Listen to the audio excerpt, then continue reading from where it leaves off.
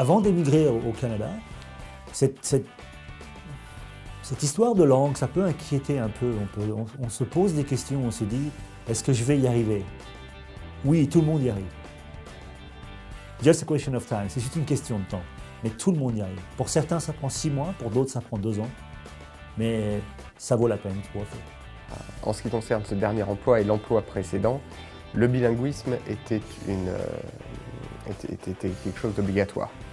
Donc ce que j'apporte, ça c'est sûr, c'est justement cette capacité à évoluer dans les 2 langues sur le plan professionnel. Il ne faut pas avoir peur de ne pas pouvoir parler anglais parce qu'il y a tellement d'immigrants que les gens sont habitués déjà à entendre un anglais qui n'est pas correct. Il y a vraiment ce côté où on donne la chance à une personne de montrer ce qu'elle est capable de faire. Dans ce pays qui s'appelle le Canada, les francophones ont réussi quand même un peu difficilement dans certains endroits à survivre en gardant leur langue sans se fermer.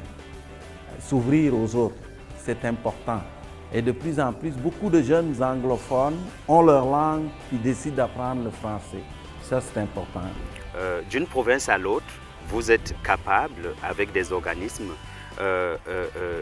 d'améliorer votre langue. Quand je suis arrivé en Saskatchewan, il y avait des organismes qui étaient prêts à donner des cours d'anglais pour pouvoir me permettre de mieux peaufiner. Quand on est nouveau arrivant ici, puis qu'on parle que le français, il ne faudrait pas se mettre dans la tête que la langue française est un handicap.